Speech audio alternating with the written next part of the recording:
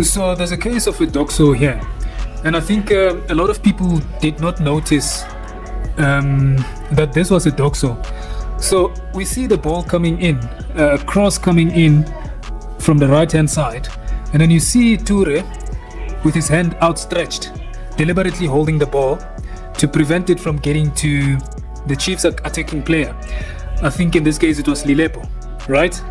So in that case, what should have happened according to Law 5, fouls and misconduct, is that Toure deliberately handles the ball inside the penalty area, and the referee gave a penalty. According to Law 5, if you deliberately hold the ball inside the penalty area in an attempt to prevent the attacker from scoring a goal, what happens is the attacking team should be given a penalty and the player holding the ball should be given a red card. So in that case, Toure should have been given a red card. He should have been sent off for that deliberate handball. And as a result, Kaizer Chiefs and then gotten a penalty, right? So I don't think the referee cushioned Toure in this case. And I'm not sure why, because this is an obvious goal scoring opportunity. It's an obvious goal scoring opportunity. If the hand was not there, if Toure's hand was not there, it gets to Lilepo and then Lilepo scores a goal. Simple. So Toure should have received a red card here. This is another case of the handball situation inside the box, and you can find this under Law 5 in the Laws of the Game book by FIFA, IFAB in this case. You know, even if SAFA implements the VAR in the PSL, there's always going to be issues or controversial moments, just like this one. So in this incident where Kaizer Chiefs scores from a corner kick, we cannot talk about offside because according to Law 11, you cannot be offside from a corner kick. And we also cannot talk about the handball on Basadine because Basadin's hand was not outstretched in order to make his body unnaturally bigger, and the ball was played towards him. So that those two situations are out of the picture. No offside, no handball. The big question now is whether there was a foul on Sage Stevens by Matlu or not, right? And then this is the interesting part, because when you look at that, some people say, nah, there was no push. It was not enough to get Sage Stevens off balance, right? But some people say, no, you can't foul the goalkeeper, so it should have been a foul. It is such moments that make incidents controversial, right? Where you've got divided opinions, whether it was a foul or it was not a foul, right? According to Law 5, it says FIFA depends on the referee's experience or knowledge of the laws to execute decisions or implement decisions according to the laws of the game. And some of the incidents rely on the referee's discretion. So I think this is one of them. Some people say it's definitely a push. Some people say no, it's not a push, right? So, but if we look at this in slow motion, right? In slow motion, you can see that Matlo clearly has his elbow on the ribs of Sage Stevens, and as a result, Sage Stevens tends to lose balance there as he's jumping, right? That's my observation. I'm sure you can have your own observation as well, or your own interpretation. But also remember that the linesman and the referee, they only have a split second to see what's going on. You and I have the benefit of slow motion. They don't, right? So such incidents will always be controversial. Always. Even if we've got VAR, this will always be controversial. It's because clearly, I mean, some people say no, it's not enough to get him off balance. Some people say no, he was clearly fouled, right? But my honest opinion is that Matlo pushed Sage Stevens. Whether it was enough to get him off balance, I don't know.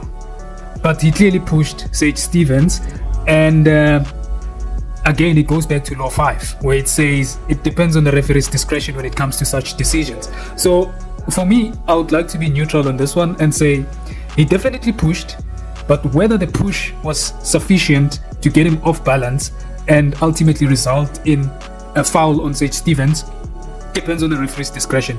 That I cannot commit to, right? Let's move to the. So in this incident, we see Toure fighting for the ball with Sereno, and then we see Sereno trying to fight for the ball here, but Ture has got his hand outstretched to block him, and then the ball goes out, right? The ball goes out, and then what we see is Ture slapping Sereno in the face, and that is dissent.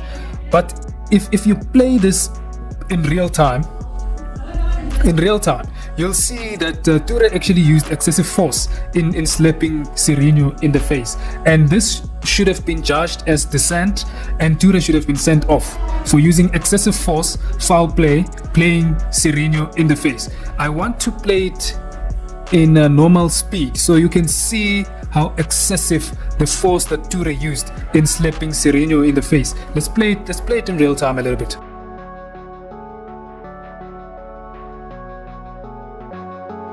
There. So you saw that Ture slapped Sereno in the face in dissent. For what?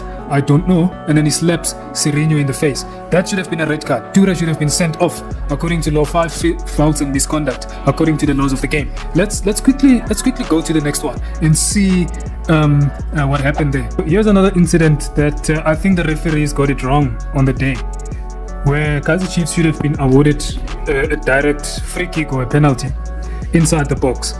So we can see here Monoisane and Dupree fighting for the ball, right? So you can see clearly there that Monoisane has got his right hand on Dupree's face, right?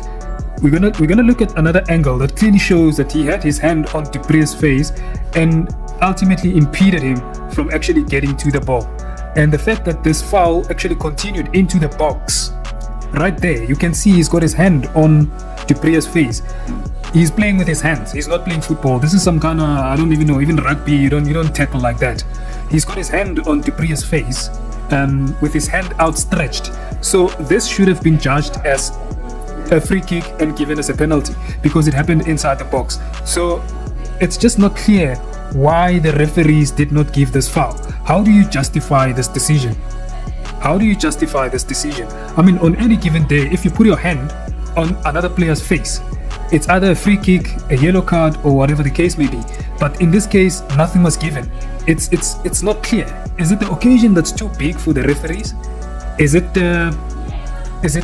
just pure incompetence? Because this should have been a penalty. Any day, it should have been awarded as a penalty.